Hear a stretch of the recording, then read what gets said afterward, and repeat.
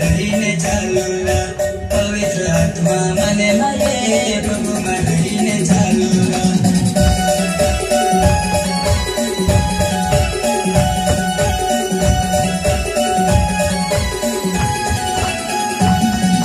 प्रार्थना करूल मने मने प्रभु रहीने चालूला पवित्र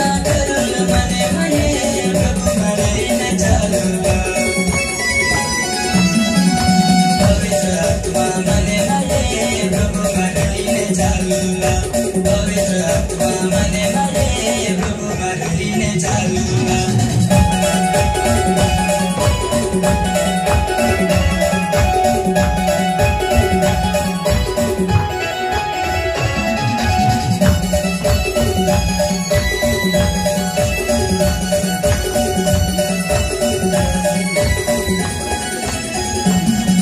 स्तुति करूल मने मने प्रभु रहीने चालूला स्तुति करूल मने मने प्रभु रहीने चालूला पवित्र आत्मा मने माये प्रभु रहीने चालूला पवित्र आत्मा मने माये प्रभु रहीने चालूला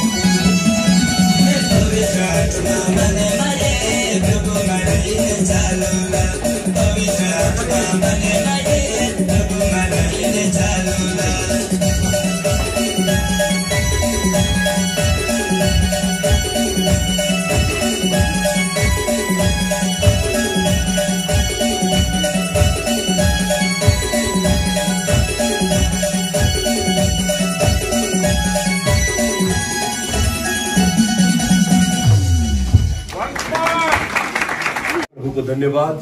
सबको आवाज आ रही है? प्रभु की स्तुति करता हूँ, प्रभु की महिमा करता हूँ कि परमेश्वर ने फिर एक बार ये अवसर दिया कि उसके वचन के द्वारा हम सुन सके और परमेश्वर हमसे बात कर सके। और मैं विश्वास रखता हूँ कि ये अवसर परमेश्वर की ओर से है। आमीन। और फिर एक बार दिन भर प्रभु की कृपा, प्रभु का अनुग्रह हम सब के ऊपर बना है। और इस समय परमेश्वर ने हमें अनुग्रह दिया कि हम उसकी स्तुति, उसकी आराधना कर सके, उसके गीतों को गा सके और फिर एक बार उसकी वाणी को हम सुन सके। आमीन। तो फिर एक बार विश्वास के साथ हम बैठेंगे और प्रभु से मांगे कि प्रभु कि आपकी वाणी, आपकी आवाज, आपके शब्द हमारे कानों पर पड़े। हालेलुया। फिर एक बार प्रार्थना करेंगे। सर्वशक्तिमान हमारे जीवित पिता, फिर एक बार आपको धन्यवाद देता हूँ, स्तुति करता हूँ इस समय के लिए। मैं विश्वास रखता हूँ ये समय आपकी ओर से है। प्रभु जी, मैं प्रार्थना करता हूँ बीते 3 दिनों से परमेश्वर पिता आपकी पवित्र उपस्थिति हमारे बीच में है। और प्रभु आपके वचन के द्वारा आप हमसे बात कर रहे हैं और हम विश्वास रखते हैं आज इस आखिरी शाम में भी प्रभु कि आपकी उपस्थिति हमारे बीच में है। और प्रभु आप ही हमसे बात कीजिए, आपके वचन के द्वारा, आपकी आत्मा के द्वारा उन बातों को हमें सिखाइए प्रभु जो हमें नहीं पता। मैं प्रार्थना करता हूँ केवल आवाज मेरी हो, शब्द आपके हो प्रभु। आप मुझ में रह के बात कीजिए पिता, और जो भी कोई हमारी जरूरत है जो हमारे जीवन में घटी है, यीशु मसीह आपके वचन के द्वारा वो पूरी हो जाए, ऐसी मैं प्रार्थना करता हूँ।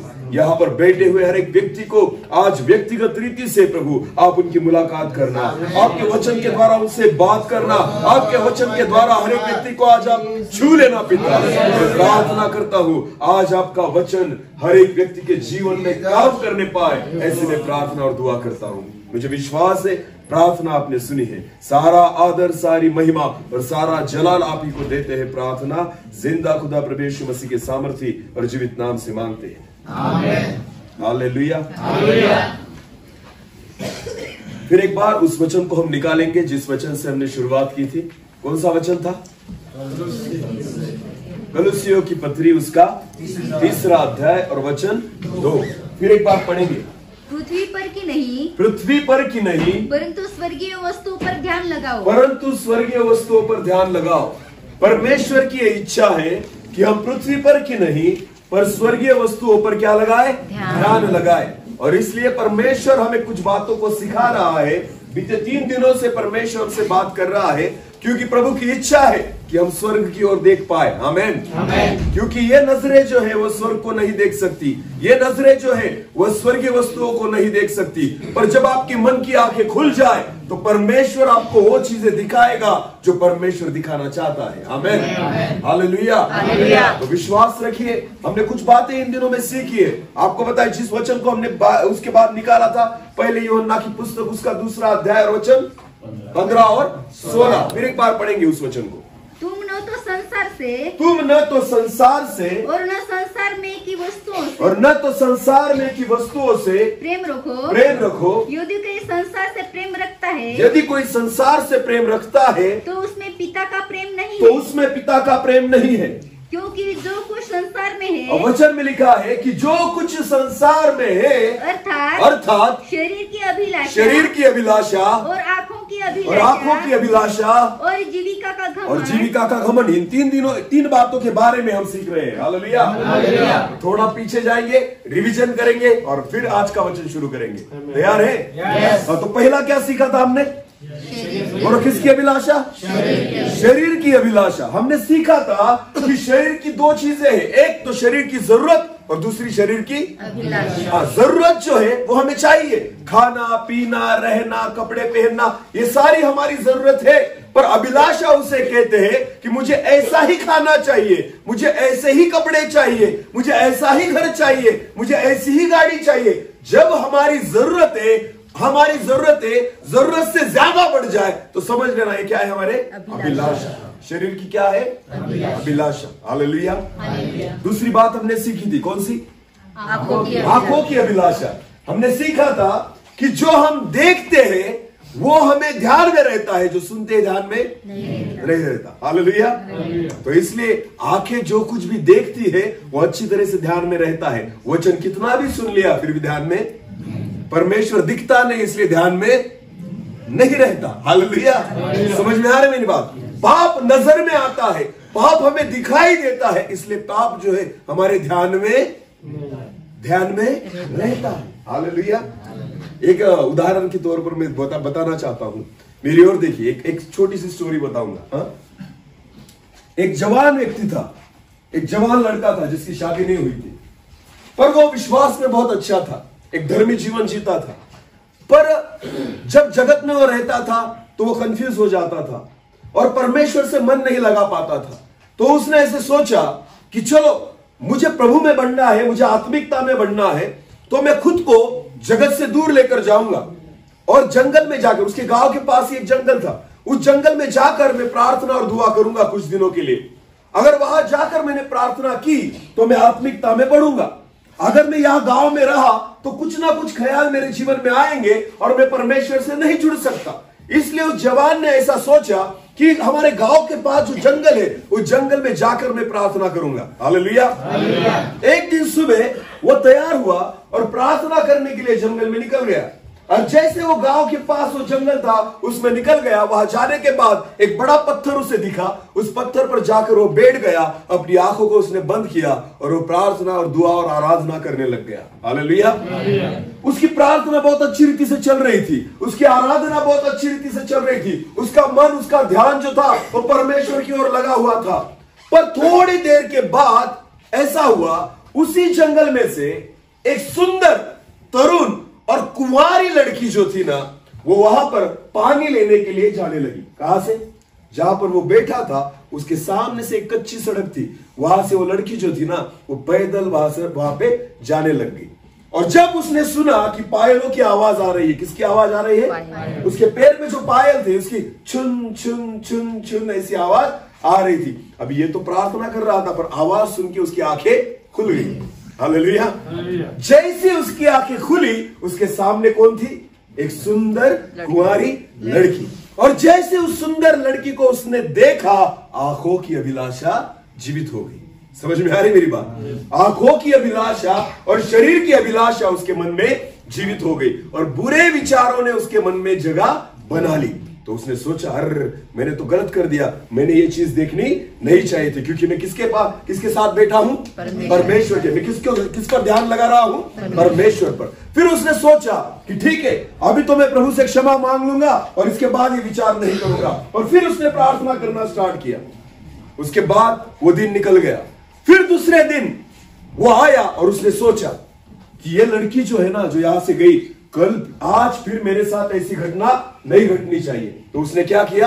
आज मैं प्रार्थना को बैठूंगा, पर मेरी आंखों पर मैं क्या बांध लूंगा? पट्टी। इसका मतलब अगर कोई लड़की गई भी तो भी मुझे दिखाई नहीं देगी। तो उसने क्या किया? दूसरे दिन अपनी आंखों पर क्या बांध ली? पट्टी बांध ली। और पट्टी बांधकर वो प्रार्थना और दुआ करने लग गया। हालेलुया। अभी उसे कुछ दिखाई नहीं दे रहा। बराबर उसकी प्रार्थना शुरू होने के थोड़ी देर बाद, बराबर उसी टाइम, उसी समय वही लड़की उस रास्ते से जाने लग गई। हालेलुया। अभी उसे कुछ दिखाई नहीं देता, पर जैसे वो लड़की वहां से जा रही थी, उसकी आवाज उसके कानों में आई, छुन छुन छुन। क्योंकि उसने क्या पहनी थी? फिर पायल। जो पायल की आवाज उसने कल सुनी थी, सेम वही पायल की आवाज उसने आज सुनी। आंखें क्या है? पर आंखें बंद होने के बावजूद भी वही लड़की का चेहरा उसके मन में आ गया। बराबर है, कौन जा रही है? वही लड़की जिसको मैंने कल देखा। पाप तो हो गया, आंखें तो बंद है, फिर भी वही पाप उसके जीवन में फिर भी हो गया, क्योंकि देखा हुआ पाप है। हालेलुया। समझ में आ रही मेरी बात? तीसरे दिन उसने सोचा, अब मैं तो आंख नहीं, मैं अपने कानों को भी क्या करूंगा? बंद करूंगा। अब मैं आंखों पर पट्टी बांधूंगा, कानों में क्या डालूंगा? रुई डाल दूंगा, और मुझे अभी कुछ सुनाई भी नहीं देगा, कुछ दिखाई भी नहीं देगा, परमेश्वर से मैं ध्यान लगा सकता हूं। हालेलुया। फिर तीसरे दिन प्रार्थना में बैठा, वही समय, वही वक्त, फिर एक बार वही लड़की उसी रास्ते से जाने लग गई। ये प्रार्थना में बैठा है, अभी उसे दिखाई नहीं देता और उसको सुनाई भी नहीं देता। कानों में रुई डाली है, सुनाई भी नहीं दे रहा। जैसे ही वो लड़की वहां से जाने लग गई, आपको पता है पहले ही दिन से वो लड़की जब रोज जाती थी ना, उसके बालों में गजरा लगाती थी। क्या लगाती थी?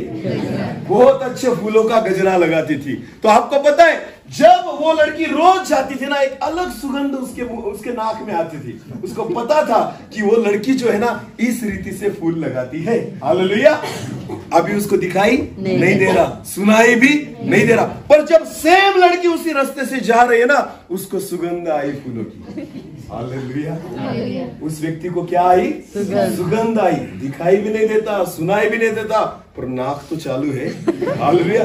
जैसे उन फूलों की सुगंध उसको आई, समझ में आ गया वही लड़की जा रही। फिर एक बार दिमाग में उसी लड़की का फोटो आ गया। हालेलुया। यह आग बहुत भयानक चीज है। अगर एक बार जिस चीज को देख ले, जल्दी से जाती नहीं। इसलिए आंखों की अभिलाषा सबसे खतरनाक अभिलाषा है, इससे बचना चाहिए। आमीन। क्योंकि जो आप देखते हो आपके मन में पूरी तरह से छप जाता है। गलत बातें देखना बहुत बुरी आदत है। आपको पता है ये गलत बातें हमें बहुत जल्दी नहीं छोड़ती। भले आप प्रभु में बढ़ने लग जाए, फिर भी कभी भी आपके जीवन में वो गलत विचार आ जाएंगे, क्योंकि आपने अपनी आंखों से उन्हें देखा है। मोबाइल में गलत बात देखना, गंदी बात देखना, ये बहुत बड़ा पाप है। क्यों? क्योंकि वो बातें आपको परमेश्वर से जुड़ने नहीं देती। जब आप प्रभु से जुड़ने जाते हो, वो जो चीजें आपने देखी हुई होती है ना, वो आपके मन में छप गई है, कभी भी आपके मन के अंतरंग में वो आ जाएगी और आपको परमेश्वर से डिस्कनेक्ट कर देगी, प्रभु से आपको दूर कर देगी। इसलिए परमेश्वर के वचन में लिखा है, शरीर की अभिलाषा और आंखों की अभिलाषा। अब तीसरी बात आज हम सीखेंगे। तीसरी बात क्या है? बोलो, जीविका का घमंड किसे कहते हैं? कौन बोलेगा? घमंड क्या होता है? गर्व। हाँ, घमंड। ठीक है, मुझे एक बात बताइए, जिसके पास पैसा है वो घमंड करता है या जिसके पास नहीं है वो घमंड करता है? जिसके पास पैसा है। जो सुंदर है वो घमंड करता है या सुंदर नहीं है वो घमंड करता है? जो सुंदर है। जो सीखा पढ़ा लिखा है वो घमंड करता है या जो अनपढ़ है वो घमंड करता है? पढ़ा लिखा घमंड। तो हम किस कैटेगरी में आते हैं? हमारे पास पैसे है या नहीं? बहुत सारे लोग दिखने में सुंदर है या नहीं? पढ़े लिखे है या नहीं? अच्छी नौकरी है या नहीं? बीमार में बैठकर आए कि नहीं? अच्छा घर है या नहीं? गाड़ी है या नहीं? सारी बातें तो है, तो घमंड के लिए जगह है। हालेलुया। समझ में आ रही मेरी बात? गरीब व्यक्ति जिसके पास खुद का घर नहीं, क्या वो घमंड करेगा? जो व्यक्ति एक सिंपल दिखता है, क्या वो घमंड करेगा? जो खुद पढ़ा लिखा नहीं है, क्या वो घमंड करेगा? जो अच्छे पद और ओहदे पे नहीं है, क्या वो घमंड करेगा? जिसके बैंक बैलेंस नहीं है, क्या वो घमंड करेगा? जिसके पास सोना नहीं है, क्या वो घमंड करेगा? जिसके पास संपत्ति नहीं है, जिसके पास पद नहीं है, जिसके पास एक अच्छा ओहदा नहीं है, अच्छी पहचान नहीं, क्या वो व्यक्ति घमंड करेगा? और अगर परमेश्वर ने हमें आशीषित किया है, प्रभु ने हमें सब प्रकार की आशीष हमें दी है, आपको पता है हर एक आशीष आज व्यक्ति के लिए घमंड का कारण हो रही है। हाँ, ये अफसोस की बात है। ये किसकी बात है? अफसोस की बात है। आपको पता है प्रभु यीशु मसीह स्वर्गीय पिता का एक लौता पुत्र था, फिर भी उसका जन्म कहां पर हुआ? चरनी में। बोलो, कहां पर हुआ? चरनी में। बनाने वाला खुदा अपने एक लौते पुत्र को कहां जन्म दे रहा है? एक गाय की चरनी में। क्योंकि उसे पता था अगर इसने महल में जन्म ले लिया ना, तो जन्म लेते ही उसके जीवन में घमंड आ जाएगा। क्योंकि मेरा जन्म कहां पर हुआ? महल में। समझ में आ रही मेरी बात? इसलिए खुदा का एक लौता पुत्र भी उसने जन्म लेने के लिए कौन सी जगह चुनी? चरनी, जो किसका घर नहीं था, जहाँ गायों को बांधा जाता था, वहां पर मनुष्य नहीं रहते थे। ऐसी जगह पर प्रभु यीशु मसीह ने वहां पर जन्म लिया, क्योंकि जन्म के समय ही घमंड को मार दिया गया। Hallelujah, hallelujah. आजकल के बच्चे जो होते हैं ना, अगर अच्छे परिवार में जन्म ले जैसे बड़े होते हैं ना, घमंड में भी उड़ते हैं। हालेलुया। उन्होंने 1 रुपया भी नहीं कमाया, पर माँ बाप ने जो कमाया है ना, उस पर घमंड है। समझ में आ रही मेरी बात? हाँ, उस पर घमंड। मुझे यह नहीं चलता, मैं ऐसे नहीं खाऊंगा, मैं ये नहीं पीऊंगा, मैं यहाँ नहीं बैठूंगा। अरे कहां से आया इतना घमंड? 1 रुपया तू कमा नहीं सकता। हाँ, तूने 1 रुपया भी नहीं कमाया, मैं ऐसे ही कपड़े पहनूंगा, मुझे ऐसी ही जीन्स चाहिए। तूने अगर 1 रुपया भी नहीं कमाया तो तुझे कुछ भी अधिकार नहीं है घमंड करने का। ये तेरे पैसे नहीं है। Hallelujah, hallelujah. खुद कमाओ फिर घमंड करो। अपना कुछ भी नहीं है, जो कुछ दिया है परमेश्वर ने दिया है। आमीन, आमीन। अगर जिंदा नहीं रहे क्या कमा सकते हो? जिंदा नहीं रहे तो क्या खा सकते हो? आपको पता है आपका जीवन केवल परमेश्वर के हाथ में है। हालेलुया। कोई भी व्यक्ति अपने पैसों का घमंड मत करे, कोई भी व्यक्ति अपनी नौकरी का घमंड न करे, कोई भी व्यक्ति अपनी संपत्ति का घमंड न करे। क्योंकि संपत्ति, पैसा, धन दौलत, प्रतिष्ठा, मान सम्मान सारी धूल है, एक ही दिन में मिट सकती है। Hallelujah, hallelujah. परमेश्वर के वचन में लिखा है जीविका का घमंड। जीविका का घमंड किसे कहते हैं? कि जीने में हम जो व्यक्ति है ना, हमने खुद को ऐसी आदतें लगाकर रखी है कि हम जो है ना छोटे लोगों में जाकर बैठ ही नहीं सकते। समझ में आ रही मेरी बात?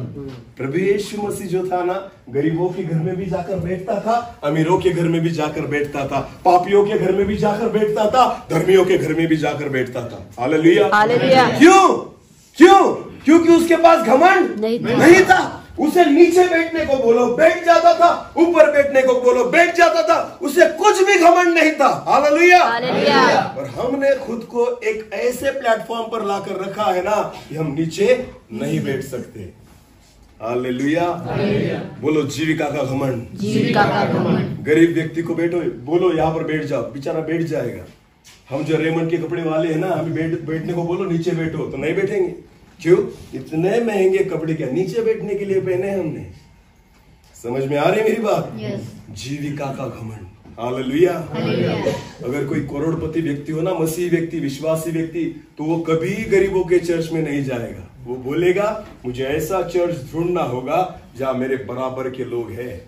स्वर्ग में आपकी संपत्ति नहीं तोली जाएगी, जन्नत में आपकी संपत्ति नहीं तोली जाएगी। 1 रुपया वाला भी आपके समान और 1 करोड़ वाला भी समान ही होगा। आमेन। मेरा परमेश्वर पिता किसी का बैंक बैलेंस चेक करने वाला नहीं है। आपके पास कितना सोना है प्रभु चेक करने वाला, आपका घर कितना बड़ा है, आपके पास कितनी महंगी गाड़ी है, कितनी महंगी घड़ी है, आपके पास कितनी संपत्ति है, आपको जगत के लोग क्या पहचानते। मैं हर बार कहता हूं जग आपको पहचानता होगा, कुछ फर्क नहीं पड़ता, स्वर्ग ने आपको पहचानना जरूरी है। Hallelujah, hallelujah. अरे वो धनी व्यक्ति जो था ना, जो रोज अच्छे अच्छे पकवानों को खाता था, और लाजर जो था एक भिखारी व्यक्ति था जो उसके दर पर वहां पर बैठा रहता था। धनी जो खाता था झूठा नीचे गिरता था और उठाकर वो लाजर खाता था। परमेश्वर के वचन में लिखा है जब धनी व्यक्ति मर गया तो कहा गया तो लोक में गया, और जब लाजर जो भिखारी था मर गया कहा गया स्वर्ग में निकल गया। आमेन। क्योंकि भिखारी को स्वर्ग पहचानता था, धनी को स्वर्ग नहीं पहचानता था। तो कौन अच्छा है? भिखारी, जिसे कौन पहचानता? स्वर्ग। आमेन। हमें जन्नत में पहचान मिलनी चाहिए। हालेलुया। यहाँ का आधार कार्ड तो बना लिया, वहां का बनाओ। आमेन। हमने यहाँ का आधार कार्ड तो बना लिया, उसको अपडेट भी करना पड़ता है। हालेलुया। उस आधार कार्ड को अपडेट करो जो स्वर्ग में हमारे लिए बन रहा है। आमेन। हमारी पहचान यहाँ की नहीं, हमारी पहचान स्वर्ग में होनी चाहिए। Hallelujah, hallelujah. घमंडी व्यक्ति जो है ना वो ऊपर नहीं जा सकता। मेरी ओर देखिए, पहाड़ पर कितने लोग चढ़े? पहाड़ पर कितने लोग चढ़े? तो कौन बताएगा? जब हम पहाड़ पर चढ़ते हैं तो झुककर चढ़ते हैं या ऐसे चढ़ते? कैसे? क्यों? ऐसे सीधे क्यों नहीं चढ़ते? सीधे चढ़ोगे तो क्या होगा? गिर जाएंगे। हाँ, जब पहाड़ पर चढ़ना होता है तो कैसे चढ़ना होता है? झुककर। अगर आपको ऊपर जाना है, आत्मिकता में बढ़ना है, धार्मिकता में बढ़ना है, परमेश्वर की ओर, स्वर्गीय चीजों की ओर आपको अगर मन और ध्यान को लगाना है, आपको अगर ऊपर बढ़ना है ना तो खुद को झुकाना होगा। हालेलुया। घमंड आपको ऊपर नहीं जाने देगा। आमेन। पहाड़ से जब उतरते तो कैसे उतरते? सीधे। बोलो कैसे उतरते? सीधे। ऐसे ऐसे ऐसे उतरेंगे नहीं। कैसे उतरेंगे? सीधे। तो जो घमंडी है ना वो ऊपर नहीं जा रहा, वो किधर आ रहा है? नीचे। घमंडी कभी ऊपर नहीं जाता, वो किधर जाता है? नीचे। घमंड हमें स्वर्ग की ओर नहीं लेकर जाता, घमंड जो है हमें नाश की ओर लेकर जाता है। एक वचन पढ़ेंगे, नीति वचन निकालेंगे। नीति वचन उसका 29 अध्याय और वचन 23। नीति वचन उसका 29 अध्याय और वचन 23। मनुष्य को गर्व के कारण नीचा देखना पड़ता है, परंतु नम्र आत्मा वाला महिमा का अधिकारी होता है। मराठी बाइबल है किसी के पास? बहुत अच्छा लिखा है उसमें, पढ़िए। हाँ, गर्व मनुष्याला खाली उतरवतो। यहाँ पर ऐसा लिखा है कि घमंड मनुष्य को नीचे उतारता है। हालेलुया। घमंड मनुष्य को नीचे उतारता है और जाचे चित्त नम्र तो सम्मान पावतो, पर जो नम्र व्यक्ति है उसे ऊंचा उठाया जाता है। हालेलुया। मराठी में बहुत अच्छा लिखा है, घमंड व्यक्ति को नीचे उतार देता है और नम्रता एक व्यक्ति को ऊंचा उठा देती है। Hallelujah, hallelujah. मूसा, कितने लोगों को पता है मूसा कौन है? पता है ना? हाँ, तो मूसा का जन्म एक इजरायली व्यक्ति के घर में हुआ। हालेलुया। पर आपको पता है मूसा जब छोटा सा बच्चा था तो उसको उसकी बहन ने, उसकी माँ ने एक पेटी में रखकर छोड़ दिया पानी में, बराबर है ना? उसके बाद मूसा को किसने बड़ा किया? किसने बड़ा किया? फारूक की कन्या ने, फिरौन की कन्या ने। फिरौन की एक लौती लड़की जो थी ना, उसने मूसा को संभाला और छोटे से बड़ा किया। हालेलुया। तो मूसा छोटे से बड़ा कहाँ पर हुआ? कहाँ पर हुआ? राजमहल में जहां फिरौन रहता था, उसकी बेटी रहती थी, सारा राजघराना जो था वहां पर रहता था। एक फिरौन की बेटी का ओहदा जो था वो मूसा को था। आमेन।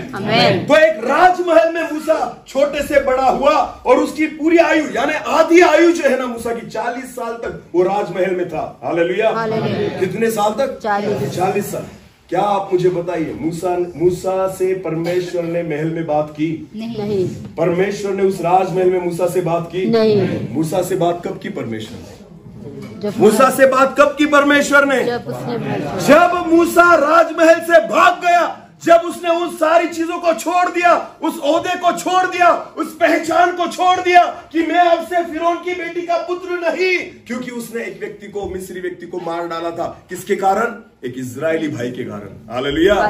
उसके भाई के कारण उसने एक मिस्री व्यक्ति को मार डाला था और वो पूरा राजघराना उसके पीछे पड़ गया था। हालेलुया। मूसा ने जब महल को छोड़ दिया, मूसा ने जब सारे ओहदे को छोड़ दिया, मूसा ने अपनी पहचान को छोड़ दिया और भाग गया। मूसा यहां वहां भटक रहा था। भटकते भटकते भटकते जब एक बार वो पहाड़ पर निकल गया, और जिस पहाड़ पर परमेश्वर ने मूसा को क्या दिया? दर्शन। क्या दिया? दर्शन। हाँ, जब तू महल में था परमेश्वर ने दर्शन नहीं दिया। जब तू कंगाल हो गया तब परमेश्वर ने मूसा को दर्शन दिया। हालेलुया। क्योंकि महल में था तो घमंड था। हालेलुया। महल में था तो एक पहचान थी, महल में था तो सारे लोग झुककर सजदा करते थे। अब तो महल में से निकाल दिया गया था, भाग रहा था, एक चोर की नाई हो गया था। अब उसकी कोई पहचान नहीं थी, उसका कोई ठिकाना नहीं था, पूरी रीति से झुक गया था, पूरी रीति से टूट गया था, पूरी रीति से नम्र हो गया था, फटे कपड़े पहनकर घूम रहा था। बहुत दिन हो गए थे, कपड़े बदले भी नहीं थे, उसके पास 1 रुपए की संपत्ति नहीं थी, खुद का घर नहीं था। और जब इस हालत में मूसा आ गया, परमेश्वर ने मूसा को दर्शन दिया। आमेन। आमेन। जब तक खुद को छोटा न करो, परमेश्वर आपसे बात नहीं करेगा। हालेलुया। परमेश्वर ने अगर हमसे बात करनी है ना तो खुद को क्या बनाओ? बोलो क्या बनाओ? परमेश्वर ने शमूएल से बात की, ना कि एली याजक से। हालेलुया। याजक एक कुर्सी पर बैठने वाला व्यक्ति था, उस मंदिर में बैठने वाला व्यक्ति था। उस घमंडी व्यक्ति से परमेश्वर ने बात नहीं की, पर एक छोटा सा बच्चा जिसका नाम क्या था? शमूएल, जो मंदिर में परमेश्वर की सेवा करता था। वचन में लिखा है कि आधी रात गए परमेश्वर ने शामुएल को हे शामुएल कर कर उसको परमेश्वर ने उसको पुकारा। आमेन। आमेन। किससे बात की परमेश्वर ने? एक छोटे से बच्चे से, ना कि याजक से। क्योंकि आपको पता है घमंडी व्यक्तियों से परमेश्वर बात नहीं करता। घमंडी व्यक्तियों के साथ परमेश्वर संगति नहीं करता। घमंड कोई भी हो सकता है, वो भले आपके पैसे का घमंड हो, भले आपकी नौकरी का घमंड हो, आपके घर का घमंड हो, सबसे अच्छी बातें ही घमंड पैदा करती है। हालेलुया। समझ में आ रही मेरी बात? अच्छी बातें ही हमारे जीवन में क्या पैदा करती है? घमंड। हाँ, घमंड पैदा करती है। और जो बुरी हालात होते हैं ना, वो बुरे हालात हमें और नम्रता में लेकर आते हैं। आमेन। जितनी अच्छी चीजें प्रभु दे, उतना हम घमंडी होते जाते हैं। ये मुझे मिल गया, अब तो मेरे पास इतना पैसा है। घमंडी व्यक्ति जो है ना, वो कभी परमेश्वर से मुलाकात नहीं कर सकता। हालेलुया। सब कुछ प्रभु देगा और परमेश्वर देता है, पर खुद को नम्र बनाए रखो। आमेन। खुद को झुकाए रखो, खुद को शून्य बनाए रखो, खुद को जमीन पर ही रखो, हवा में मत उड़ो, क्योंकि हवा में सिर्फ परमेश्वर है। हाँ, परमेश्वर की पहचान है मैं हूँ। आमेन। उसके सिवाय कोई नहीं। मूसा ने जब परमेश्वर को पूछा, जब उसने आवाज सुनी, तो मूसा ने कहा हे परमेश्वर तू कौन है? तो परमेश्वर ने कहा मैं अब्राहम का परमेश्वर हूँ, मैं इसहाक का परमेश्वर हूँ, मैं याकूब का परमेश्वर हूँ। तो जब मूसा ने कहा प्रभु तू तो मुझे भेज रहा है उन मिस्रियों के पास, इजरायली लोगों को वहां से निकालने के लिए, पर मैं क्या बताऊं उन लोगों को? तेरा नाम क्या है मुझे बता। कि उन लोगों ने अगर मुझे पूछा किस परमेश्वर ने तुझे दर्शन दिया, तब परमेश्वर ने कहा जा उनको बता मेरा नाम है मैं जो हूं सो वही मेरा नाम है। और दूसरा क्या नाम बताओ? दूसरा है ही नहीं कोई। हालेलुया। बनाने वाला मैं हूं, सृजन करने वाला मैं हूं, तुम्हें बनाने वाला मैं हूं, बस मैं ही हूं जो प्रारंभ से हूं और जो अंत भी है। हालेलुया। मेरे सिवाय कोई दूसरा नहीं। परमेश्वर ने खुद का नाम नहीं बताया, क्योंकि वो बोलता है मैं हूं। हालेलुया। क्योंकि उसके पहले कोई था ही नहीं। आमेन। आमेन। आमेन। आमेन। नाम किसका रखा जाता है? जो पहले हो और जब बाद में जन्मा हो उसका नाम रखा जाता है। हालेलुया। परमेश्वर तो पहले से है। हालेलुया। हालेलुया। खुदा तो पहले से है, उसका नाम कौन रखेगा? इसलिए खुदा ने कहा मैं जो हूं सो हूं। हाँ, मेरा दूसरा कुछ नाम है ही नहीं। आमेन। मैं ही तो हूं जिसने सब कुछ बनाया है। हालेलुया। हालेलुया। हालेलुया। सब कुछ बनाने वाला मैं ही हूं। अरे लोग कहते हैं कि इसका परमेश्वर, उसका परमेश्वर, वो परमेश्वर, वो परमेश्वर, सारी झूठी बात है। एक ही खुदा है। यस। आमेन। आमेन। बनाने वाला एक ही परमेश्वर। इसलिए मैं कहता हूं, अगर एक कश्मीरी लोग यहाँ पर है, हमारे भाई यहाँ पर है, मैं महाराष्ट्र में रहता हूं, अगर एक कश्मीरी भाई को अगर खून देना हो, ए पॉजिटिव अगर उनका ब्लड ग्रुप हो, और मैं महाराष्ट्रियन हूं, मेरा भी ब्लड ग्रुप अगर ए पॉजिटिव हो, क्या मैं आपको खून नहीं दे सकता? दे सकता हूं, क्योंकि बनाने वाला खुदा।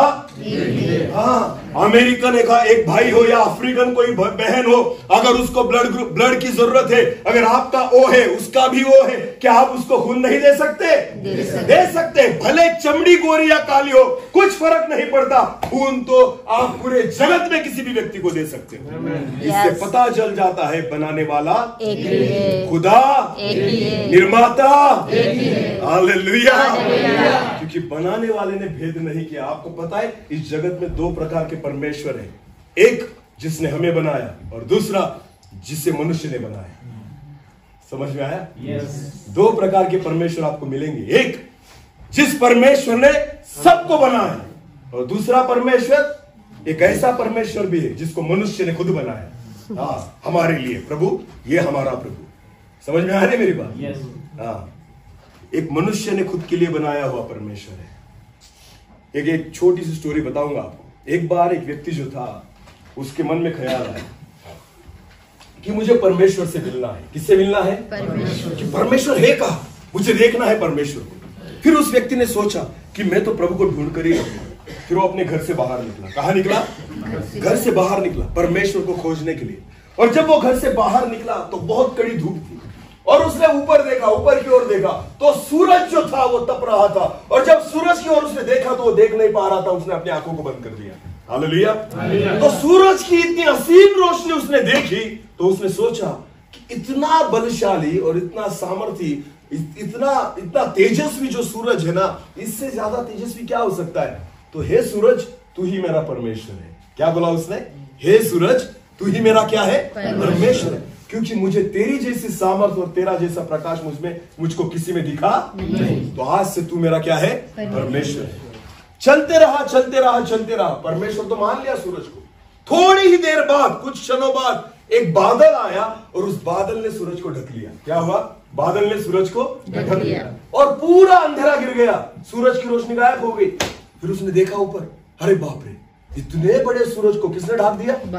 बादल ने। इसका मतलब सूरज से भी बलवान कौन है? बादल। तो हे बादल, आज से तू मेरा परमेश्वर है। क्या कहा उसने? हे बादल, आज से तू मेरा परमेश्वर है, क्योंकि सूरज से भी ज्यादा ताकत तुझमें है। हालेलुया। फिर उसने विश्वास रख लिया। उसके बाद फिर थोड़ी देर तक वो वहां पर घूमते रहा, और फिर थोड़ी देर बाद बहुत जोर की हवा चलने लग गई, और जैसे हवा चलने लग गई, उस हवा ने उस बादल को भी हटा दिया। हालेलुया। समझ में आ रही मेरी बात? उस बड़े बादल को उस हवा ने हटा दिया। उसने सोचा, बाप रे, जिस बादल ने सूरज को ढक लिया था, उसको किसने सरका दिया? हवा ने। तो हे हवा, तू ही मेरा क्या है? परमेश्वर। लगता नहीं आपको जगत में ऐसे ही कुछ हो रहा है?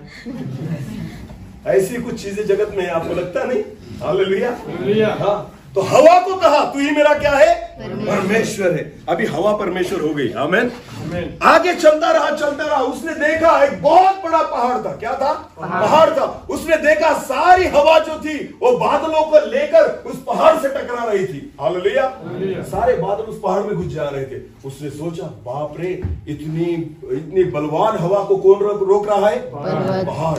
हे पहाड़, आज से तू मेरा क्या है? परमेश्वर। तू हवा से भी तगड़ा है। हालेलुया। अभी पहाड़ क्या होगा? परमेश्वर। वो पहाड़ के पास चला गया उसकी आराधना करने के लिए। जैसे पहाड़ के पास पहुंचा, उसको एक चूहा दिखा। क्या दिखा? चूहा। क्या दिखा? चूहा। चूहा जो था वो पहाड़ को खोद रहा था। हालेलुया।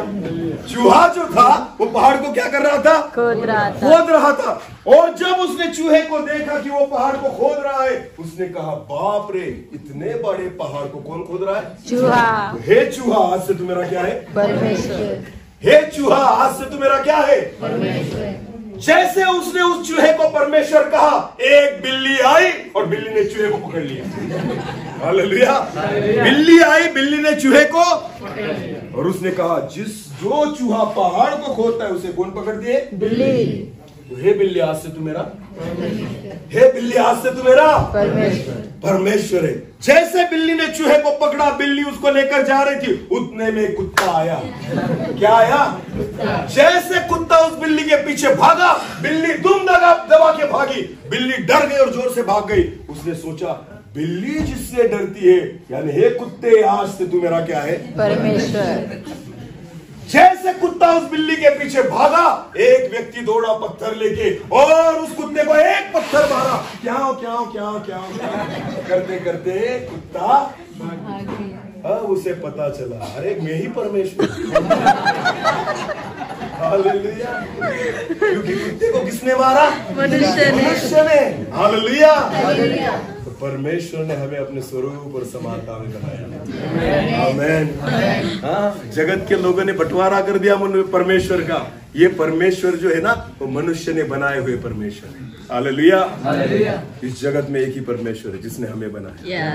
आमीन। जिसने हमें निर्माण किया, जिसने हमें रचा है। हालेलुया। वो एक ही खुदा है जिसने हम सबको बनाया है। आमीन। बाकी तो लोगों ने बनाए हुए हैं। हालेलुया। उस खुदा ने मूसा से कहा, मैं जो हूं जा उनको बता दे, यही मेरा नाम है। आमीन।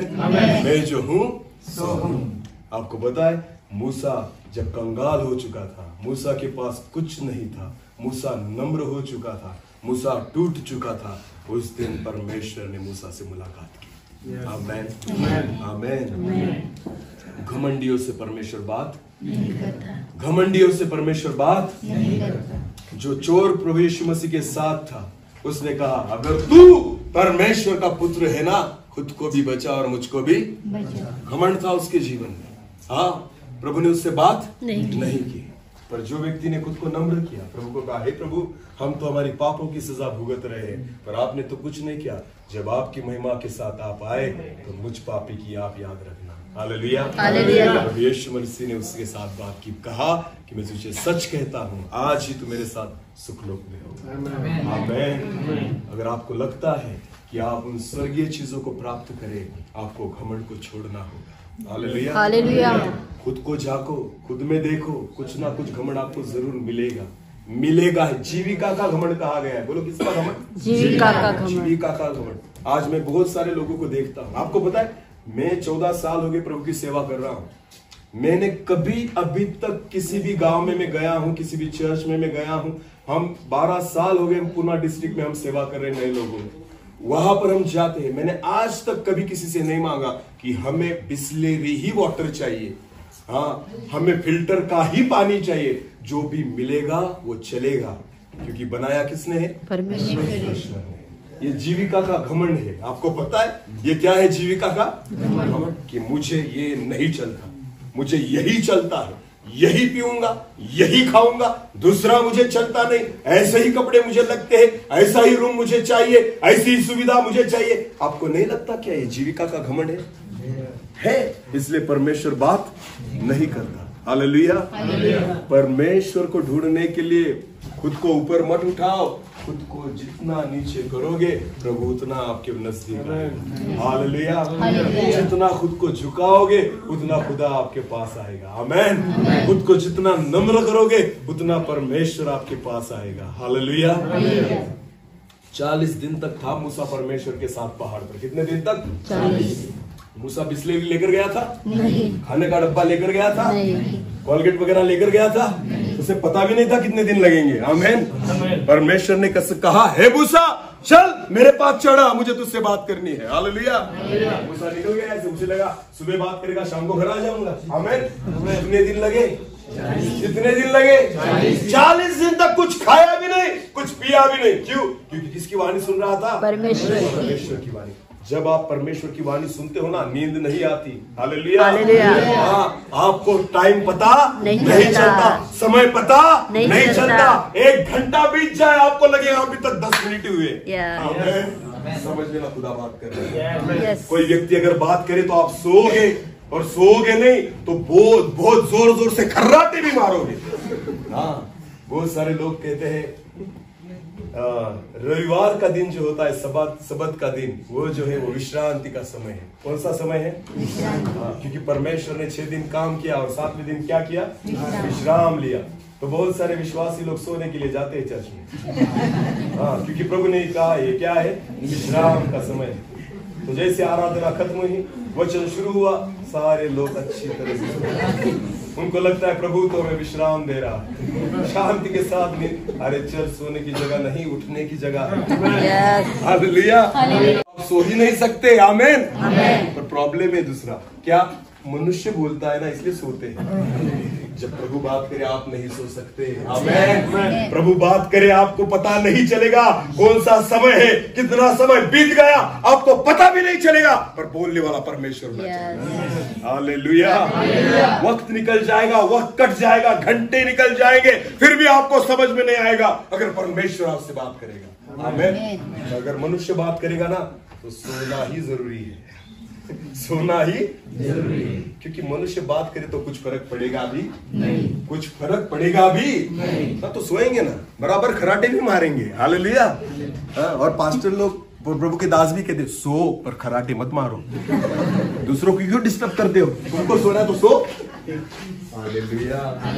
अभी सिटी में, बहुत बड़ी बड़ी सिटी में तो एसी चर्चेस हो गए। कैसे चर्चेस हो गए? हाँ, उनको विश्वासी लोगों की चिंता थी, बेचारे गर्मी में सोते थे, अभी एसी लगा। पहले गर्मी में सोते थे, अभी एसी में सो रहे। हालेलुया। हाँ, विश्वासी लोगों की बहुत चिंता है, उनके लिए बहुत अच्छी सुविधा करके रखी है। अभी कुशन वाली कुर्सियां है। हालेलुया। तो सोते समय कोई दिक्कत नहीं होनी चाहिए। आमीन। हालेलुया। क्या लगता है परमेश्वर बात करेगा? नहीं। बात करेगा? नहीं। अरे किस विश्वास के साथ चर्च में जाते हो यार? प्रभु का सुनना है, प्रभु से सुनना है, उसकी वाणी को सुनना है। आपको पता है, सारी चीजों को घर में डालकर निकल जाओ। आमीन। आमीन। आपको लगता है ना परमेश्वर ने मुझसे बात करना है, पहले तो मोबाइल घर पे छोड़कर जाओ। अगर मूसा को परमेश्वर उस समय अगर मोबाइल होता ना, मूसा के समय अगर मोबाइल होता ना, तो परमेश्वर कहता मूसा पहले मोबाइल घर पे छोड़ कर, वरना मैं तुझसे बात नहीं करूंगा। इस डब्बे को घर पर छोड़कर आ, वरना मैं तुझसे बात नहीं करूंगा। हाँ, आज बाइबल कोई नहीं लेकर जाता चर्च में, पर क्या लेकर जाएगा? क्या लेकर जाएगा? इन दोनों में से आपको स्वर्ग में कौन लेकर जाएगा? बाइबल। कौन? बाइबल। जोर से बोलिए। बाइबल। क्या लेकर जाते हो स्वर्ग चर्च में?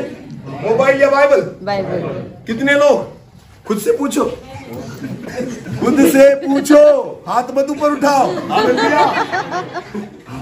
मत ऊपर उठाओ, खुद से पूछो, खुद के मन से पूछो। आमीन। एक बार बाइबल भूल जाएंगे, मोबाइल क्योंकि इसमें जान है।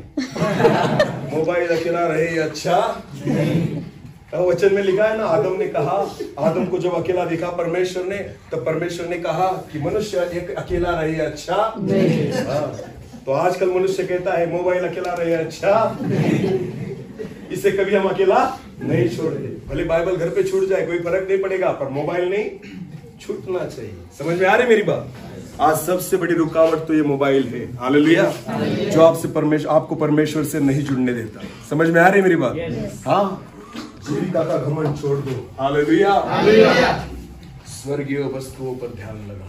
आमीन। इसलिए वचन में लिखा है, पृथ्वी पर की नहीं वरन स्वर्गीय वस्तुओं पर ध्यान लगाओ।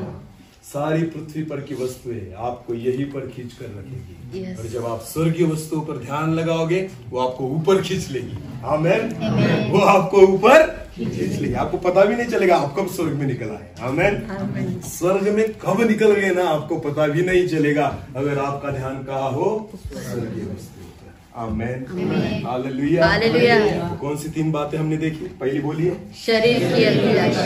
शरीर की अभिलाषा। दूसरी, आंखों की अभिलाषा। आंखों की अभिलाषा। और तीसरी, जीविका का घमंड। जीविका का घमंड। ये घमंड जो है ना, हमें तोड़ना होगा। हालेलुया। घमंड जो है हमें यहीं पर छोड़ना होगा। घमंड बहुत अलग अलग प्रकार का है और सबसे भयानक घमंड एक भी है, मेरी ओर देखना, आत्मिक बातों का घमंड। कौन सी? हाँ, धर्मी लोगों को, विश्वासी लोगों को आजकल सबसे बड़ा घमंड। एक वचन को पढ़ेंगे, चलो एक वचन को पढ़ेंगे। लूका रचित सुसमाचार उसका 18 अध्याय, लूका रचित सुसमाचार अध्याय 18 उसका 9 वचन से लेकर 14 वचन तक पढ़ेंगे। उसने उसे जो अपने ऊपर भरोसा रखते थे कि हम धर्मी है और दूसरों देखो देखो देखो, यीशु मसीह ने क्या कहा? जो अपने ऊपर भरोसा रखते थे कि वो क्या है? धर्मी है। देखो ये देखिए, मेरे पास देखिए, वचन में ऐसे लिखा है। फिर एक बार सिस्टर उस वचन को पढ़िए। हाँ, उसने यानी यीशु ने उनसे जो अपने ऊपर भरोसा रखते थे, जो अपने ऊपर भरोसा रखते थे कि हम धर्मी है। हाँ देखिए, अभी हम विश्वासी लोग जो है ना, बहुत बार हमारे जीवन में इसी गलत फहमी में जीते हैं कि हम क्या है? धर्मी है। वचन में ऐसे लिखा है, यीशु मसीह ने उनसे कहा, एक परमेश्वर ने एक दृष्टांत उन्हें दिखाया, हालेलुया, जो खुद को धर्मी कहते हैं। आगे बढ़िए। हाँ, और दूसरों को तुच्छ जानते थे। और दूसरों को तुच्छ जानते थे। खुद को धर्मी कहना ठीक बात है, पर उसके लिए दूसरों को तुच्छ मत बनाओ। मैं अच्छा हूं ये बताने के लिए लोग कहते ये बुरा है। समझ में आ रही मेरी बात? समझो प्लीज ब्रदर। 3 लोग यहाँ पर आए ना, यहाँ पर खड़े हो जाए। हाँ, ये 2 लोग और एक पास्टर, ठीक है, कोई भी एक जन यहाँ पर प्लीज कोई भी आ जाए, ज्वाइंट हो जाए। अभी हम 4 लोग हैं। कितने लोग हैं? 4 लोग। अभी हम 4 लोगों में से मुझे अगर बताना है ना कि मैं अच्छा हूं, तो मैं ये नहीं कहता कि मैं अच्छा हूं, मैं कहता हूं तीनों कुछ काम के नहीं। ये तीनों कुछ काम के नहीं। तो काम वाला कौन आ गया? तो काम वाला कौन हो गया? मैं। ये तीनों बिल्कुल अच्छे नहीं, फिर अच्छा कौन हो गया? इनको तीनों को बुरी आदत है। अच्छी आदत किसको है? मैं खुद की अच्छी के बारे में नहीं बोलता, इनकी बुराई करता हूं, इससे पता चल जाता है मैं अच्छा हूं। समझ में आ रही मेरी बात? वचन में लिखा है, हालेलुया, खुद को धर्मी कहने के लिए वो दूसरों को बुरा कह रहा था। आमेन, हालेलुया। बैठ जाइए। समझ में आ रही है मेरी बात? वचन पढ़िए फिर एक बार। हाँ, उसने उसे जो अपने ऊपर भरोसा रखते थे कि हम धर्मी हैं और दूसरों को तुच्छ जानते थे। यह दृष्टांत कहा 2 मनुष्य मंदिर में प्रार्थना करने के लिए गए। अभी देखो, खुद को इस कैटेगरी में लाना। अभी हम किस कैटेगरी में बैठते हैं? 2 मनुष्य मंदिर में प्रार्थना करने गए। एक फरीसी था और दूसरा चुंगी लेने वाला था। इसका मतलब सही से ऐसे होता है, फरीसी जो है उसको बाइबल, उसको वचन, उसको नियम शास्त्र के बारे में सब कुछ पता है, हालेलुया, सारी धर्म की बातें जानता है और करता है, हालेलुया। और चुंगी लेने वाला व्यक्ति जो है वो 2 नंबर के पैसे कमाता है, इसे सब लोग पहचानते हैं। आमेन। तो 2 लोग प्रार्थना करने के लिए गए। आगे बढ़िए। हाँ, फरीसी खड़ा होकर, अभी फरीसी अपनी जगह पर खड़ा होकर अपने मन में ये प्रार्थना करने लग गया, हे परमेश्वर, मैं तेरा धन्यवाद करता हूँ कि मैं दूसरे मनुष्यों के समान अंधर करने वाला, हाँ, अन्यायी और व्यभिचारी नहीं। क्या परमेश्वर नहीं जानता? क्या ये बातें परमेश्वर नहीं जानता? बताने की जरूरत है? नहीं। परमेश्वर को कुछ बताने की जरूरत है? नहीं। अपनी धार्मिकता परमेश्वर को मत बताओ, उसको पता है आप क्या करते हो। हालेलुया। परमेश्वर को मत बताओ आपने कितने दान धर्म किए हैं, परमेश्वर को सब पता है आपने किस रीति से दिया, किस विचार से दिया। ये सारी बातें परमेश्वर जानता है, उसे बताने की आवश्यकता नहीं है। आमेन। सारी बातों का लेखा जोखा वहां पर लिखा रखा है। आमेन। हाँ, जितनी बार आपने चर्च में पैसे डाले और माइक पर से आपका नाम पुकारा गया, फलाना व्यक्ति ने 10,000 रुपए दिए हैं, उनके लिए ताली बजाओ, गया आपका प्रतिफल। जितनी बार आपके लिए ताली बज गई वो 10,000 गए पानी में। देने का भी कुछ फायदा हुआ नहीं, वो आपके बारे में लिखा ही नहीं गया, क्योंकि क्या बजा दी लोगों ने? किसके नाम पर? आपके। तो जितना दिया सारा बर्बाद हो गया। हालेलुया। वचन में लिखा है, अगर दाहिना हाथ दे तो बाएं हाथ को भी पता नहीं चलना। दाहिना हाथ और बाएं हाथ छोड़ो, सारे गांव को पता होता है हमने कितना दे दिया। हालेलुया। हाँ, जिसको नहीं पता होता, जो चर्च में नहीं आया ना, उसको मिलकर बताएंगे 10,000 दिए मैंने चर्च के लिए। हालेलुया। तू नहीं था ना इसलिए बताया, तू नहीं आया था ना इसलिए बताया। हालेलुया। आजकल तो व्हाट्सएप है, आमेन। हाँ, तो ग्रुप में भी डाल देते हैं, चर्च के लिए इतना दान दशमांश दिया। हालेलुया। क्या लगता है मिलेगा कुछ? ये जो फरीसी था ना, वो प्रभु को बता रहा था, हे प्रभु, मैं इस जैसा पापी नहीं, मैं व्यभिचार नहीं करता, गलत बात नहीं करता। फिर एक बार उस वचन को पढ़िए सिस्टर, क्या क्या बोल रहा है वो? फरीसी खड़ा होकर अपने मन में यह प्रार्थना करने लगा, हे परमेश्वर, मैं तेरा धन्यवाद करता हूँ कि मैं दूसरे मनुष्यों के समान अंधर करने वाला, अन्यायी और व्यभिचारी नहीं और न इस चुंगी लेने वाले के समान हूँ। खुद का छोड़ दिया, अभी दूसरे को बोल रहा है। जो बाजू में खड़ा है ना बेचारा, वो अपनी अपनी दुआ कर रहा है ना, उसको देखकर बोला है, मैं इसके समान भी पापी नहीं। पर तू खुद का है, उसका क्यों देख रहा है? हालेलुया। वो पाप करता हो, वो चुंगी लेता हो, 2 नंबर का पैसा कमाता हो, तेरी धार्मिकता तेरी है। हालेलुया। तो क्यों दूसरों को दोष लगा रहा है? वो उसको देखकर कहता है, मैं इसके जैसा पापी नहीं। आगे बढ़िए। मैं सप्ताह में 2 बार उपवास रखता हूँ। देखो, किसके लिए उपवास कर रहा है तू? किसके लिए? परमेश्वर। प्रभु नहीं जानता, प्रभु नहीं जानता। किसको बता रहा है? अरे बोलो, किसको बता रहा है? क्या बता रहा है? मैं हफ्ते में कितने बार उपवास करता हूँ? 2 बार। बता दिया, गया तेरा प्रभु। हालेलुया। जो कुछ करो बताओ मत। आमेन। उपवास करो तो बताओ, जताओ, दिखाओ मत। आमेन।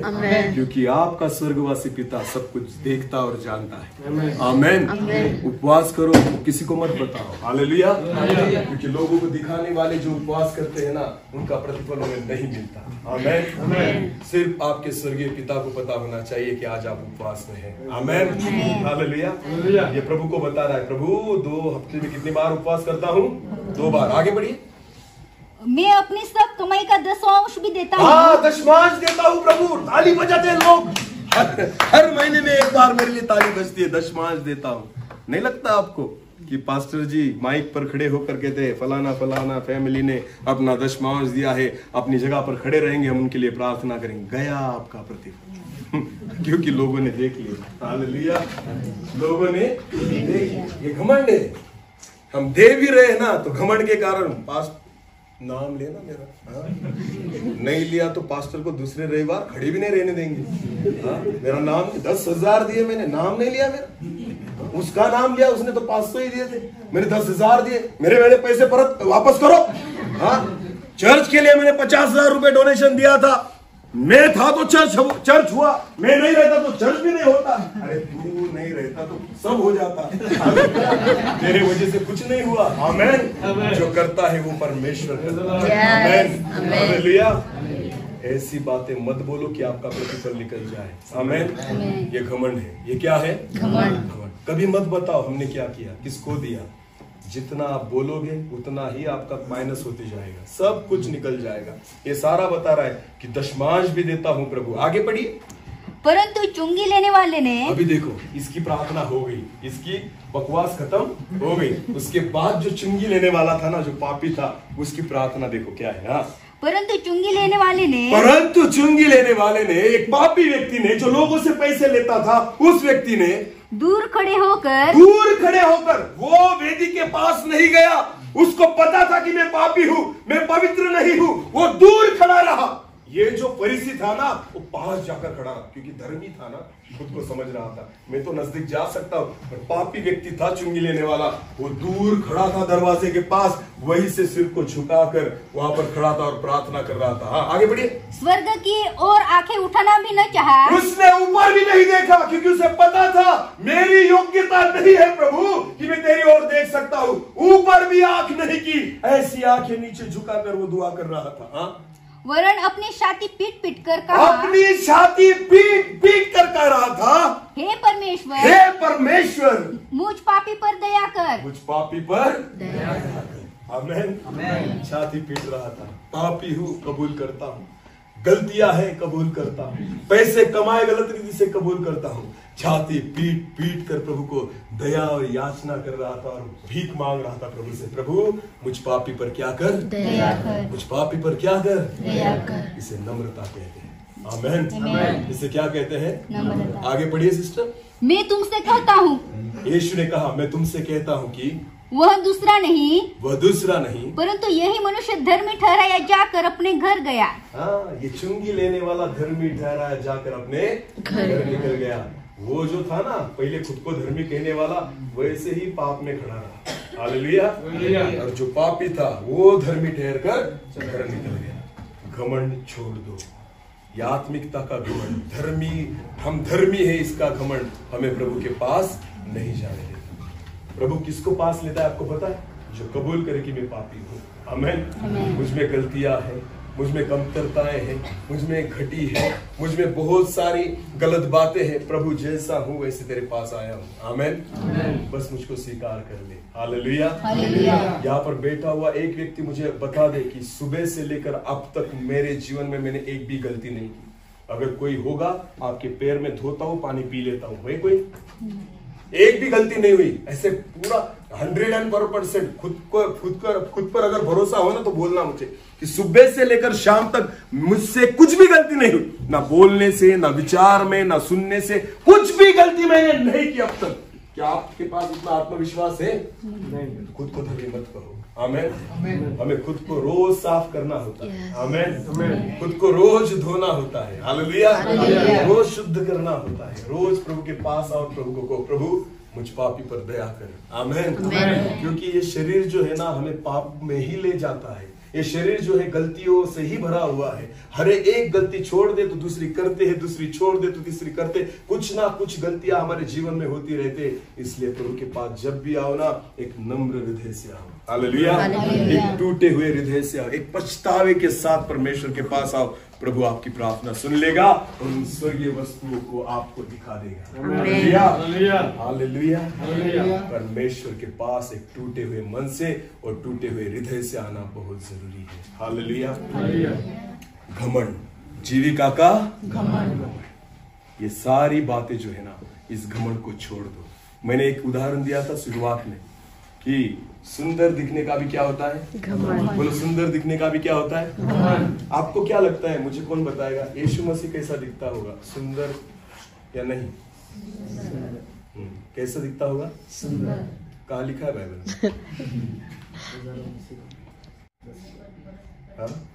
यीशु मसीह जब जगत में था तो वो सुंदर दिखता था या नहीं दिखता था?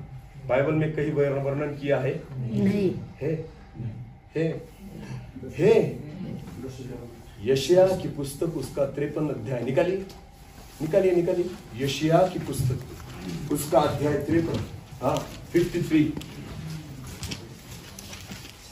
एक वचन से लेकर आगे पढ़ेंगे। चलो, यशायाह की पुस्तक उसका, आपको पता है यशायाह ने इस 53वें अध्याय में किसके बारे में भविष्यवाणी की है? यीशु के बारे में। किसके बारे में? यीशु मसीह के बारे में। पहले वचन से पढ़ेंगे आगे। हाँ। जो समाचार हमें दिया गया उसका किसने विश्वास किया? और यहोवा का भुजबल किस पर प्रकट हुआ? क्योंकि वो उसके सामने अंकुर के समान और ऐसी जड़ के समान उगा। यानी छोटे से, यानी उसका बचपन जो था उसके बारे में लिखा गया है कि वो छोटे से बड़ा हुआ। आगे, जो निर्जल भूमि में फूट निकले, उसकी न तो कुछ सुंदरता थी। वचन में लिखा है यीशु मसीह के बारे में जो भविष्यवाणी की है यशायाह ने, उसने कहा है उसकी न तो कुछ सुंदरता थी। आगे पढ़ी कि हम उसको देखते, यानी देखते भी नहीं थे लोग उसको। ऐसी उसकी कोई सुंदरता नहीं थी शरीर में। आमेन। प्रभु आत्मा में सुंदर था। आमेन। हाँ, ये भी घमंड उसके जीवन में नहीं आना चाहिए ना। इसलिए परमेश्वर पिता ने अपने एक लोभी पुत्र को जो भेजा ना, सुंदर शरीर नहीं दिया उसको, क्योंकि वो भी घमंड का कारण हो जाता। हालेलुया। समझ में आ रही मेरी बात? वचन में यशायाह कहता है उसकी कोई सुंदरता नहीं थी कि कोई उसको देखे। आगे बढ़िए। और न उसका रूप ही हमें ऐसा दिखाई पड़ा कि हम उसको चाहते। हालेलुया। स्पष्ट रीति से लिखा है, रूप के बारे में लिखा है, उसका रूप भी ऐसा नहीं दिखाई पड़ा कि हम उसे चाहते। यानी यीशु मसीह दिखने में अच्छा नहीं था। समझ में आ रही मेरी बात? शायद आपको भरोसा ना, पर वचन में लिखा है। हाँ, क्यों प्रभु यीशु मसीह को ऐसा बनाया गया? क्योंकि उसको घमंड न आए। अगर आत्मा से भर रहा था, चिन्ह चमत्कार उसके जीवन के द्वारा हो रहे थे, अगर एक अच्छी पर्सनालिटी होती तो शायद उसका एक घमंड उसके जीवन में आ जाता था कि हाँ, मैं तो दिखने में भी अच्छा हूं और मेरे जीवन के द्वारा काम। परमेश्वर ने बहुत सोच समझ कर उसको जन्म दिया। आमेन। इसलिए चरनी में जन्म हुआ, इसलिए एक पढ़ाई का बेटा था, इसलिए जब बड़ा हुआ अच्छा दिखता भी नहीं था और परमेश्वर ने दान और वरदानों से भर दिया, क्योंकि प्रभु को पता था अब जाकर तू मेरी सेवा कर सकता है। Hallelujah, hallelujah. वचन में लिखा है। आमेन। तो खुद को बहुत संभालो। आमेन। प्रभु ने पैसे दिए हैं, घमंड मत करो। प्रभु ने एक ओहदा दिया है, घमंड मत करो। प्रभु ने ऐसा अच्छी नौकरी दी है, घमंड मत करो। अच्छा चेहरा दिया है, घमंड मत करो। हालेलुया। कुछ भी बात आपके लिए घमंड का विषय न होने पाए। जिस दिन घमंड आ गया, परमेश्वर खुद से आपको दूर कर देगा। आमीन। लूसीफर के जीवन में क्या आया था? घमंड। क्या कर दिया परमेश्वर ने? फेंक दिया, खुद से दूर कर दिया। जैसे खुद से दूर कर दिया, हम उसे किस नाम से पहचानते हैं? शैतान के नाम से पहचानते हैं लूसीफर को, क्योंकि घमंड के कारण परमेश्वर से वो दूर हो गया। हालेलुया। तो घमंड जो है ना, हमें परमेश्वर के पास नहीं रहने देता, परमेश्वर से नजदीक नहीं रहने देता। इसलिए अगर स्वर्गीय वस्तुओं पर अगर ध्यान लगाना हो, घमंड को तोड़ना होगा। आमेन। अपने घमंड को छोड़ना होगा और सारी अच्छी चीजें ही घमंड निर्माण करती है। आमेन। पैसा होना गलत बात नहीं है, घर अच्छा होना गलत बात नहीं है, सुंदरता गलत बात नहीं है, नौकरी होना गलत बात नहीं है, पर इन चीजों की वजह से घमंड आना, ये क्या है? गलत बात है। हालेलुया। तो कोई भी अच्छी चीज आपके जीवन में घमंड का कारण। हालेलुया। आपको बिस्लेरी पीने की आदत है ना, लोगों को मत जताओ मुझे बिस्लेरी, आपका आप देखो, जाओ ही मत ऐसे घर। अगर आपको गरीब के घर जाते हो और कहते हो नहीं नहीं मैं तो बाहर का पानी, क्यों जाते हो आप? गरीब को नीचा दिखाने के लिए? नहीं मुझे तो चलता ही नहीं फिल्टर का। अरे गरीब कहाँ से लाएगा फिल्टर का पानी आपके लिए? मरो अपने घर पर ही। क्यों वहां पर जा रहे हो उसको नीचा दिखाने के लिए? नहीं नहीं मैं सच बोल रहा हूँ, हंसने की बात नहीं है।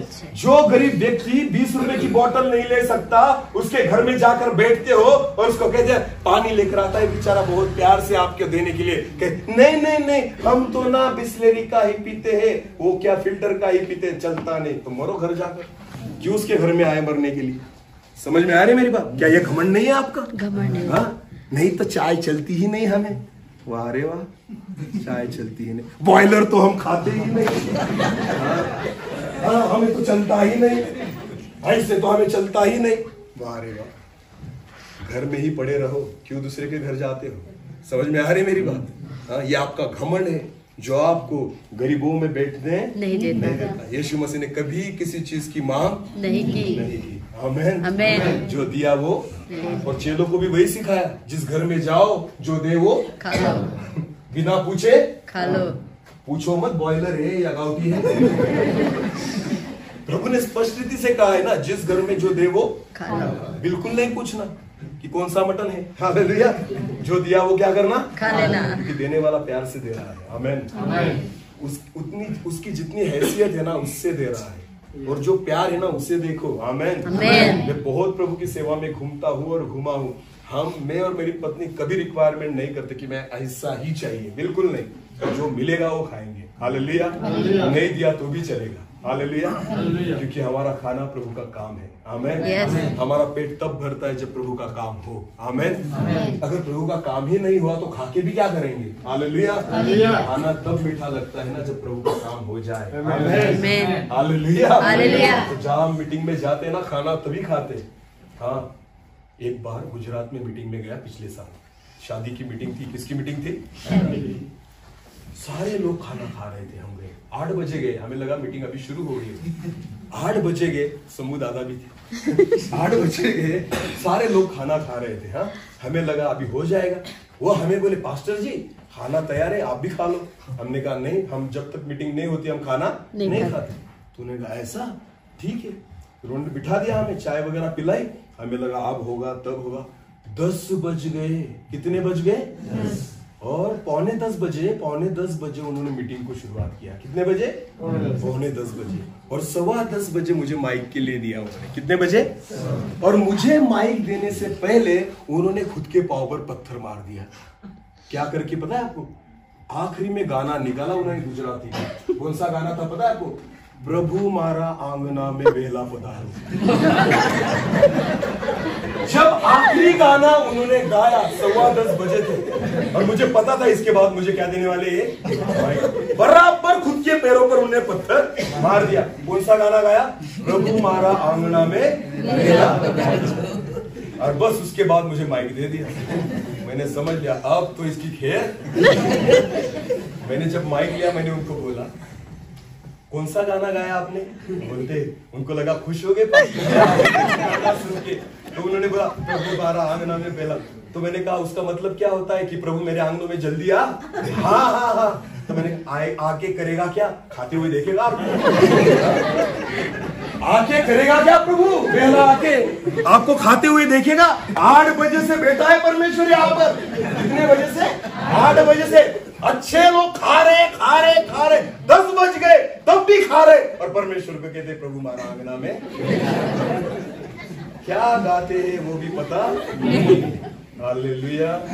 समझ में आ रही है? बहुत बड़े बड़े अनुभव देता है परमेश्वर से। आमीन। मुझे अगर बुलाना हो ना सोच समझ के बुलाना। मैं कब पलट जाऊंगा बहुत बार लोगों को लगता है सर को बुलाओ अच्छा संदेश देते, पर कभी कभी गन आपकी ओर हो जाती है। हालेलुया। मैं नहीं बोल सकता, परमेश्वर की आत्मा जैसे चलाए मैं चलाऊंगा। आमीन। हालेलुया। बहुत बार लोग सुनने की अपेक्षा करते हैं कि कुछ अच्छा मिलेगा, पर मिलता ऐसा है कभी उन्होंने अपेक्षा ही नहीं की। हालेलुया। तो बुलाओ ही मत। सुनना है तो सुनने के लिए बुलाओ यार। 10:15 बजे माइक दे रहे हो, कहते प्रभु मारा आंगना में वेला पधारो। तो मार लिया उन्होंने पत्थर। उसके बाद जो थे ना इतनी शांतता, सब सुनने हुए, क्योंकि उनको ना उतरते आ रहा था स्टेज पर से ना बैठते आ रहा था। हालेलुया। तो प्रभु ने जो करना था वो कर दिया। आधा घंटा बोला, पसीने छूट रहे थे। आमीन। हालेलुया। समझ में आ रही मेरी बात? हाँ, ये जस्ट उदाहरण के तौर पे मैंने बताया। आमीन। परमेश्वर से जुड़े रहो। हालेलुया। मैं प्रभु को धन्यवाद देता हूँ। इन 3 दिनों में मैं विश्वास रखता हूँ कि परमेश्वर ने हमसे बात की। हालेलुया। आखिरी बार उस वचन को फिर एक बार पढ़ेंगे। कुलुस्सी की पत्री उसका 3 अध्याय 2 वचन। पृथ्वी पर की नहीं, परंतु स्वर्गीय वस्तुओं पर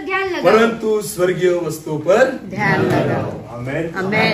कश्मीर में बहुत अच्छा सीन हमने देख लिया। बहुत अच्छी सुंदरता हमने देख ली।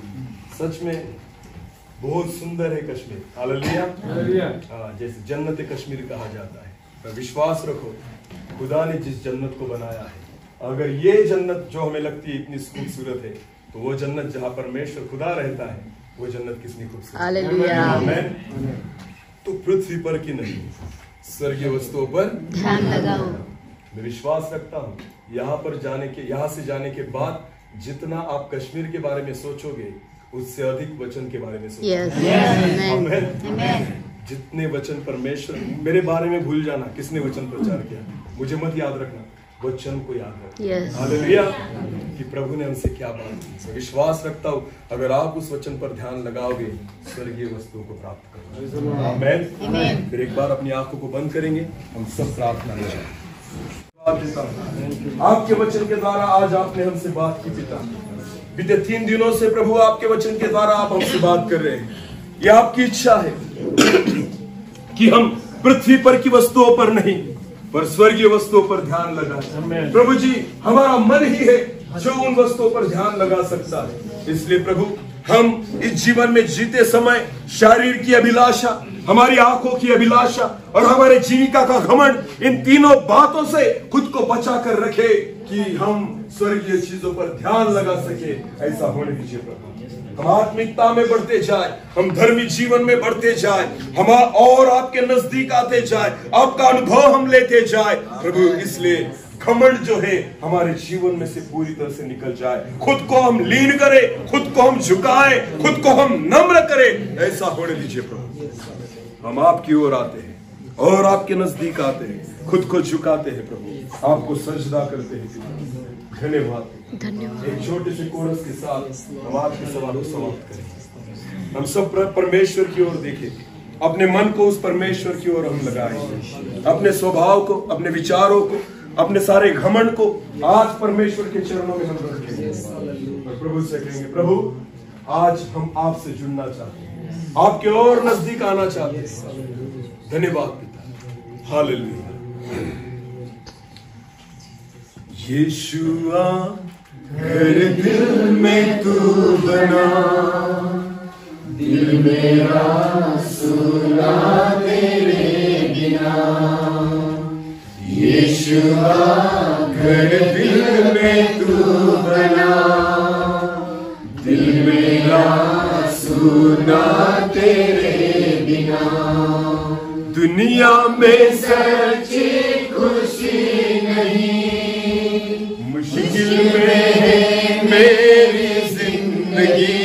हो दुनिया में सच्ची खुशी नहीं, मुश्किल में है मेरी जिंदगी। यीशुआ घर दिल में तू बना, दिल मेरा सुना तेरे बिना। यीशुआ घर दिल में तू बना, दिल मेरा सुना तेरे बिना। बेचैन दिल की पुकार है, तुझ बिन जीवन लाचार है। बेचैन दिल की पुकार है, तुझ बिन जीवन लाचार है। तुझ में प्रभु मुझको आस है, तुझ में तो प्यार ही प्यार है। ओ तुझ में प्रभु मुझको आस है,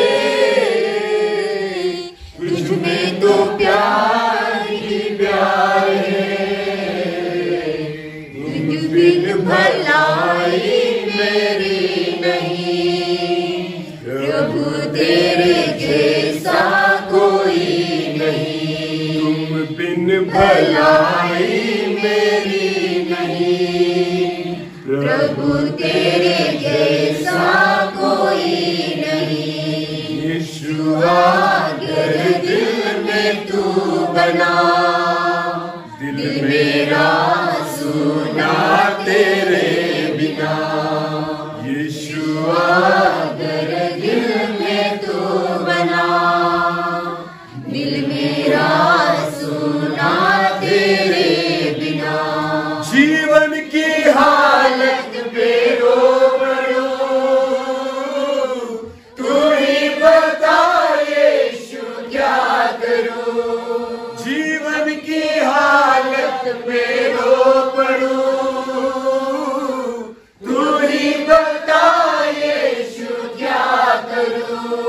दुनिया की खुशियां तुमसे भरी, धोखा ही धोखा है हर घड़ी। हो दुनिया की खुशियां तुमसे भरी, धोखा ही धोखा है हर घड़ी। ठोकरे अब मैं ना खाऊंगा, दुनिया से दिल ना लगाऊंगा। ठोकरे अब मैं ना खाऊंगा, दुनिया से दिल ना लगाऊंगा। यीशुआ घर दिल में तू बना, दिल मेरा सुना तेरे बिना। यीशुआ घर दिल में तू बना, दिल मेरा सुना तेरे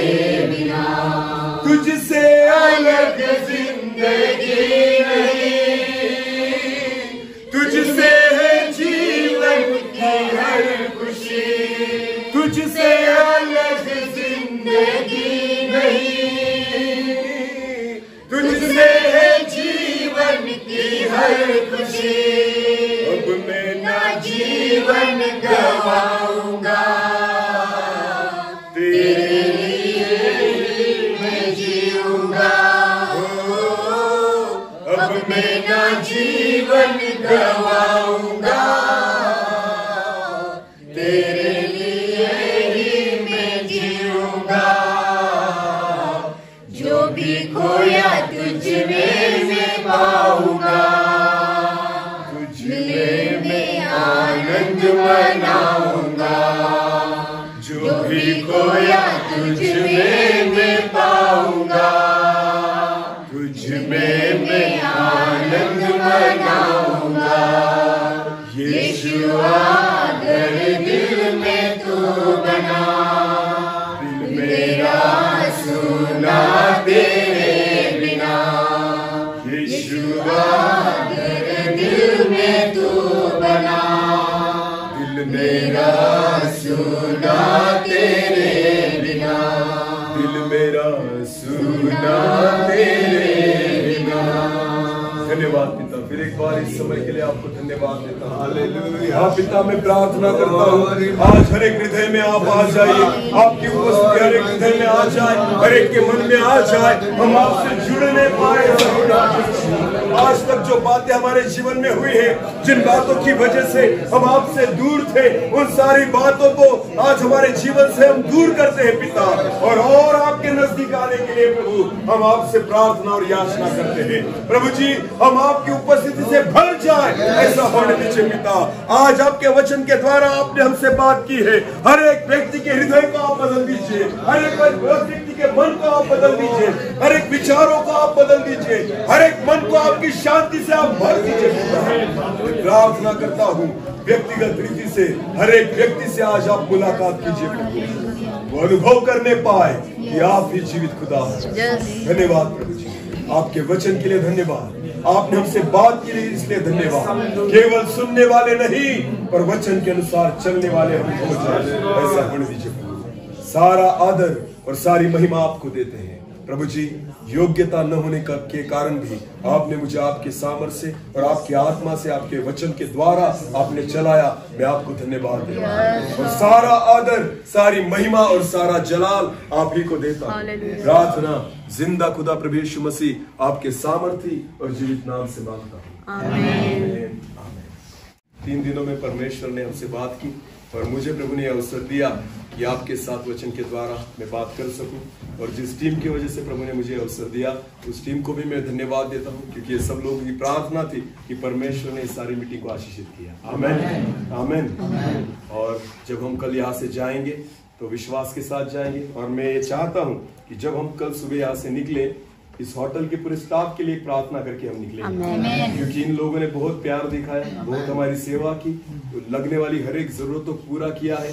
तो ये हमारा एक काम बनता है कि जाते जाते उन लोगों के लिए हम एक दुआ करके जाए। हालेलुया। तो जब हम यहाँ से निकलेंगे ना, तो पूरे स्टाफ को, जितने हमारे यहाँ रहते भाई जो हमारे लिए सेवा करते, पानी देते, खाना परोसते हैं, खाना बनाते हैं ना, उनको साथ बुलाकर एक छोटी सी दुआ उनके लिए करेंगे। उसके बाद यहाँ ये जगह हम छोड़ेंगे। हालेलुया। उनके लिए दुआ में याद रखेंगे। आमीन।